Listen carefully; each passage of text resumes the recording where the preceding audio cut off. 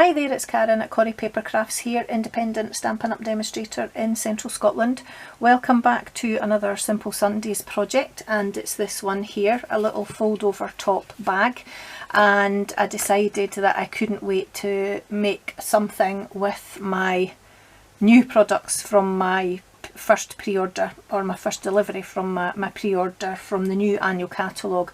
So I made this using the Flowers for All Season, no, Flowers for Every Season Designer Series paper 6x6 pack this is. I'm just not au fait with all the names yet, so I thought I need to make something with this. And I wanted to use the new in colour ribbon as well. So it might look a little bit familiar. I've got one here. You might remember I made my dinosaur bag maybe 2 or 3 weeks ago now. So I decided just to make a little mini version for another quick Simple Sundays project, just to showcase some of the new products. So this is Magenta Madness, this ribbon here, and I think this sheet of DSP actually has every colour, every in colour, or all of our new in colours rather, because I'm seeing Magenta Madness, Bumblebee,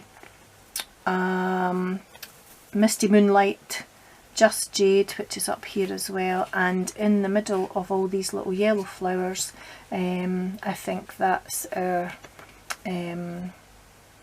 cinnamon, what is it now, cinnamon cider. I'm having to try hard to remember all the new in colours names as yet. So I'm going to show you how I made it. It's really quick and easy to make, and this time I'm going to use this paper here, and I'm actually going to use this side so that my flowers fold over. Now this is directional, so I want this to be the right way round when I fold over at the top of my bag, but I'll show you how I'm going to do that when I score it, which I'm going to do right now. So I'll grab my scoreboard and I'll try and avoid some glare as much as possible. So this is a directional paper, so the pattern goes up and down, but I want, if this is going to be on the outside of my bag like this one, I want the pattern to go up and down. But this is going to be the inside of my bag, but when I fold this over, I want it to be the right way round. So I actually want this to be the top of my bag, so that when I fold it over, my flowers are the right way round, if that makes sense. So I want to make sure that this is at the top when I'm doing my scoring, and as you'll see, it's upside down. So that's how I want to start. So this is the outside of my box, and I'm scoring these scores first. So I'm going to score at 1 3/4, 2 3/4, 4 1/2, and 5 1/2. Then I'm going to turn it clockwise, because again, this is the bottom of my box, so this is the top, and I want that to fold over. So I'm going to score here at 1 inch, then I'm going to flip the paper over. I'm not going to move it any other way, I'm going to just flip it over and score here at 5 1/4, and that's all my scoring done. So I'm going to fold and burnish on all my score lines, just making sure that my bag stays even all the way around. Then I fold these over. I want to make sure that they stay straight, and then this little 1/2 inch section at the end, again I just want to make sure that that folds straight. There we go. And this is the bottom of my bag here. So I'm going to fold this one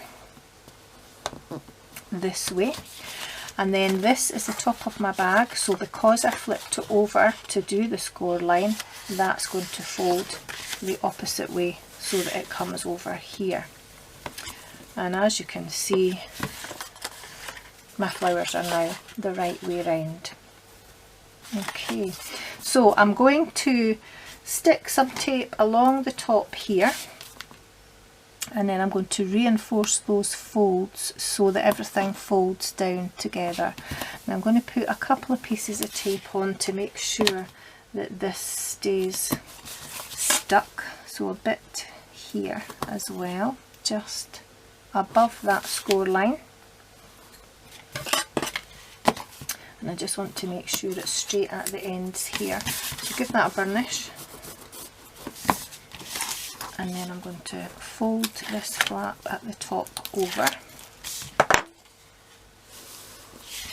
I'm going to give that a press so that the tape's all stuck, and then I'm going to reinforce these folds again, just because there will be a little bit of resistance because it's now doubled over at the top, and just make sure that I'm keeping the shape of my bag as I go. So reinforce that fold there and just make sure these are all even, and the same on that little 1/2 inch section at the end. Okay, so we're going to do a bit of cutting now for the base of the bag. So you've got 2 larger rectangles here and 2 smaller squares and a tiny rectangle at the end. So this is the part that we're going to remove, so cut up that score line there and just cut at an angle there. I'm not going to cut this at an angle because I want that to stay even when I put my bag together. So I'm just going to keep the straight edge as always on the rectangles and wedge slightly on these tabs here, which are going to be on the inside of my box. Straight edge on the rectangle and wedge, straight edge on the rectangle and wedge. Now I know the flowers are upside down on the inside of my bag, but it is the inside. I'm more interested on the pattern on the outside. So now I'm going to add a little bit of tape along this fold here on the narrow 1/2 inch panel, because that's the part that joins our bag together. And then, as always, in between these smaller tabs, that's the front flap that's going to fold over last when I put my bag together. So I'm going to add a little bit of tape there, and then just to help it stay together a little bit more easily, I'm going to add a little bit of tape just beside the fold on these tabs here, because the tab that I fold in from the back, let's turn that round to follow the natural line on my tape. The back flap is the one that we're going to fold in on top of those. So I'm going to take the backing off this tape here and join it together. Just give that a good press down. Take the backing off these little flaps here, and then I'm going to fold in the back flap. No, I'm not.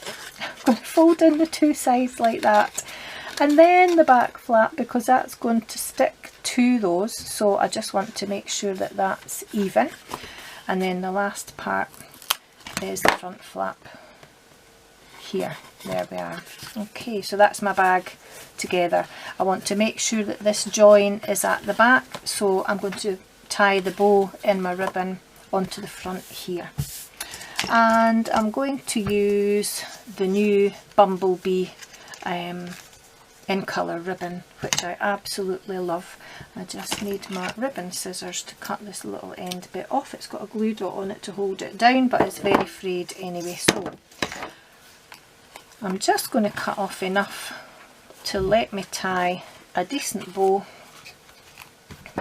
So about there, I think. And then just very carefully tie a bow on the front, and then I'll move it into its rightful position after I've tied the bow. So let's see if it works first time. It doesn't always, but it looks like it might today. There we go. I'm going to tie that again because I don't like that loop. Didn't think it would work first time, it never does when it's a video. Works fine at any other time. So, sort this tail and decide which direction it wants to go in. I want it to go that way. So, pull my bow tight and just decide what size I want the loops, which is about that size, I think. Well, it's not for going together, but never mind, I'm not going to faff too much because we could be here all day. I think that looks okay for now, so just make sure they're about the same size. And I just brought these up to sit against where that flap comes round. That's a bit better. I'm going to leave it. And then just put a bit of shape to the tails on my ribbon, and that's my box made. I'll sort that ribbon, that bow later, but it's as quick and easy as that. Obviously you can stamp a sentiment if you want to, but because it's a Simple Sundays project, I just wanted to keep it really simple and just have one piece of paper and one piece of ribbon, and that's it. So until I see you next time, and I'm hoping to be back in the next couple of days with another unboxing video. Take care and stay well and stay safe, and I will see you again very soon. Bye bye for now.